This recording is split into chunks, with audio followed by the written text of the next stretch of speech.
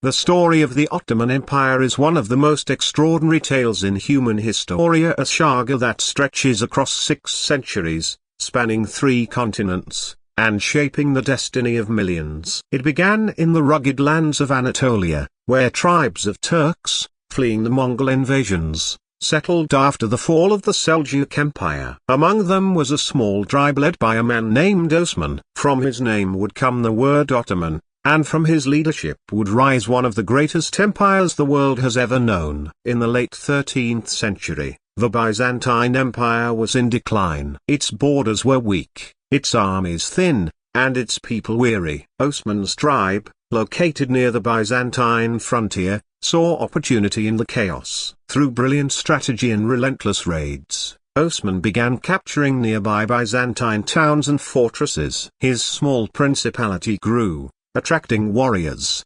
adventurers, and religious leaders who believed they were part of a divine mission to spread Islam and conquer new lands. Osman died around 1326, but his son Orhan carried the dream forward. Under Orhan's leadership, the Ottomans captured the city of Bursa in 1326, making it their first true capital. Bursa became a center of art, culture, and administration, and it marked the transition of the Ottomans from a nomadic tribe to a settled state. They began to adopt the systems of governance from their Byzantine and Persian neighbors while maintaining their Islamic faith and Turkish roots. The Ottoman army became more organized, and the foundation of what would later be the famous Janissary Corps was later a force of elite soldiers trained from childhood, fiercely loyal to the Sultan. In the 14th century, the Ottomans crossed into Europe, a move that would change world history forever. They captured Gallipoli in 1354, giving them a foothold on the European continent. From there, they began a relentless march into the Balkans, conquering city after city. The Christian kingdoms of southeastern Europe, divided and weakened by internal struggles, could do little to stop them.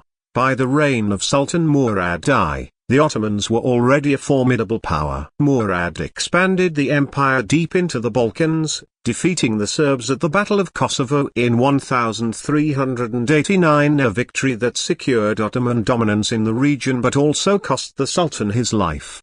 Murad's son, Bayezid I, known as the Thunderbolt, continued the expansion with even greater speed. He captured much of Anatolia and continued to pressure Constantinople, the Byzantine capital. By 1402, the Ottoman Empire was at its peak until disaster struck. From the east came Timur, known to the west as Tamerlane, a conqueror as fierce as Genghis Khan himself. In the Battle of Ankara, Bayezid was defeated and captured. The Ottoman state nearly collapsed as Bayezid's sons fought among themselves for control. For a time, it seemed that the empire might not survive. But survive it did. After years of civil war, Bayezid's son Mehmed I restored order and rebuilt the state. His successors continued to strengthen it, laying the groundwork for one of the greatest rulers in history, Mehmed II, known as Mehmed the Conqueror.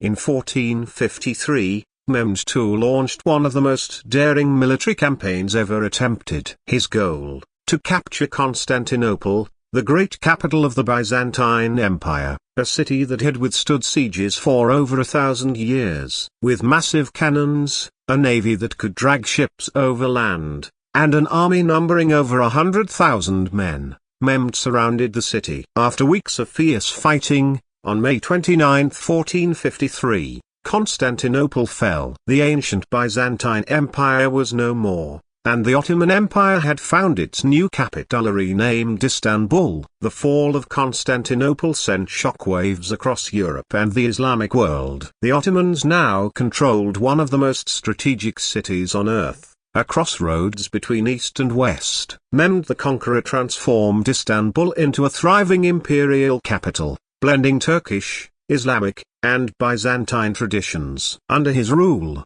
art, architecture, and science flourished. The magnificent Topkapi Palace was built, and the Hagia Sophia was converted into a mosque, a symbol of the empire's new power. In the centuries that followed, the Ottomans became a world superpower. Under Sultan Selim I, the empire expanded even further, conquering the holy cities of Mecca and Medina and taking control of Egypt. The Ottoman Sultan was now not only an emperor but also the caliph, or the spiritual leader of the Muslim world. Selim's son, Suleiman the Magnificent, brought the empire to its absolute zenith. Suleiman's reign, from 1520 to 1566, was a golden age. The empire stretched from Hungary to Iraq, from North Africa to the Arabian Peninsula. Istanbul was one of the richest and most cosmopolitan cities in the world. Ottoman armies stood at the gates of Vienna, threatening the heart of Europe. Under Suleiman, the empire's legal system was codified, trade flourished, and culture thrived. Poets, architects, and scholars were celebrated. The great architect Sinan designed some of the most beautiful mosques and bridges ever built, including the famous Sar Suleiman I Mosque. But even during this golden age, cracks were forming. After Suleiman's death, the empire began to slow its expansion. His successors lacked his brilliance and strength. The system of governance that had once been efficient began to decay. The practice of fratricide, in which new sultans killed their brothers to prevent rebellion, was replaced by confinement in the cage, a system that kept potential heirs locked away in isolation. Many future sultans emerged from this confinement inexperienced and unprepared to rule. The 17th century brought growing challenges. European powers were becoming stronger, thanks to new technologies and maritime exploration. The Ottomans, once at the forefront of innovation, began to lag behind. The empire's military, once the most feared in the world, struggled to adapt to new forms of warfare. The failed Second Siege of Vienna in 1683 marked a turning point at the beginning of Ottoman retreat in Europe. Over the next 2 centuries, the empire slowly lost territory. The Balkans began to rise in rebellion, fueled by nationalism and supported by European powers. Greece won its independence in the 1820s. Serbia, Romania, and Bulgaria followed in later decades. Meanwhile, the empire's finances were crumbling. Corruption and inefficiency spread through the bureaucracy. Attempts at reform known as the Tanzimat reforms sought to modernize the army, economy, and administration, but progress was slow and often resisted by conservative factions.